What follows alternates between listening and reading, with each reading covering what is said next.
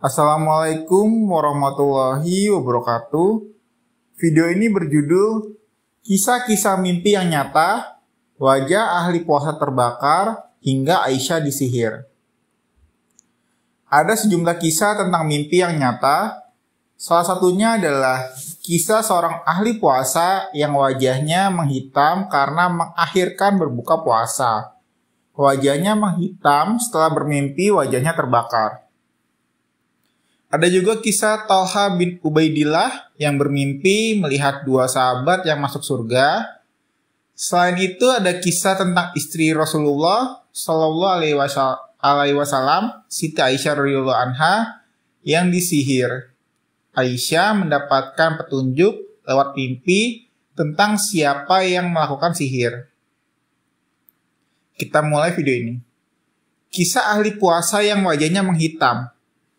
Kisah ini dikutip dari buku Perjalanan Ruh terjemahan Mas Rukin dan M. Yusni Amru Al-Ghazali dari Al-Ruh karya Ibnu Qayyim Al-Jauzi. Dikisahkan oleh Al-Kairuwani, dia menerima kabar dari seorang syekh yang memiliki banyak keutamaan. Syekh itu menerima kabar dari seorang ahli fikih. Dikisahkan dahulu kala mereka mempunyai sahabat seorang lelaki ahli puasa. Lelaki tersebut banyak berpuasa, bahkan berpuasa tanpa henti. Namun, lelaki itu terbiasa mengakhirkan berbuka, padahal Rasulullah mengajarkan agar setiap orang yang berpuasa untuk menyegerakan berbuka. Pada suatu malam, lelaki itu tidur kemudian bermimpi melihat dua orang hitam yang seolah menarik lengan atasnya dan bajunya untuk dibawa ke perapian dengan api menyala. Dia lalu dilemparkan ke dalamnya hingga wajahnya terbakar. Ahli puasa itu bertanya, "Kenapa kalian melakukan ini?" "Karena engkau menyalahi sunnah Rasulullah Shallallahu Alaihi Wasallam.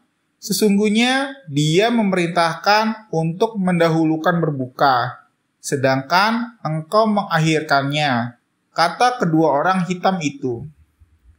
Keesokan paginya, wajah lelaki ahli puasa itu menghitam seperti terbakar api. Dia pun menutup wajahnya di hadapan orang-orang. Kisah kedua yaitu kisah Thalha bermimpi dua sahabat masuk surga. Dilansir dari situs Kemenak Kepulauan Riau, ada kisah tentang mimpi seorang sahabat Nabi yaitu Thalha bin Ubaidillah. Thalha pada suatu malam bermimpi tentang dua orang sahabat yang sudah meninggal. Dua orang sahabat ini termasuk orang bertakwa dari suku Quda'ah. Mereka ringan tangan membantu dengan harta maupun tenaga untuk dakwah Islam. Keduanya juga berjihad dengan ikut berperang sehingga dijamin masuk surga. Kemudian salah satunya mati syahid dalam perang tersebut. Satu orang lainnya berpulang membawa kemenangan. Kemudian dia meninggal 1 tahun kemudian karena sakit. Dalam mimpi, Thalha melihat dua sahabat tersebut dipanggil untuk masuk ke dalam surga. Tapi sahabat yang mati karena sakit diizinkan masuk lebih awal, baru kemudian terdengar suara memanggil sahabat yang mati syahid untuk masuk surga. Lalu terdengar suara yang berkata kepada Thalha, "Kembalilah karena belum waktumu masuk surga." Setelahnya, Thalha terbangun dari tidurnya. Thalha pun menceritakan mimpi itu kepada sahabat-sahabat lainnya. Para sahabat tidak percaya karena meyakini sahabat yang mati syahid seharusnya masuk surga terlebih dahulu. Rasulullah yang mendengar kabar itu memanggil Thalha. Rasulullah membenarkan mimpi Thalha hingga membuat para sahabat heran. Mengapa sahabat yang meninggal terakhir masuk surga lebih dahulu daripada temannya yang meninggal karena mati syahid? Tanya para sahabat. Rasulullah Shallallahu Alaihi Wasallam balik bertanya, Bukankah temannya itu masih hidup setahun setelah kematiannya?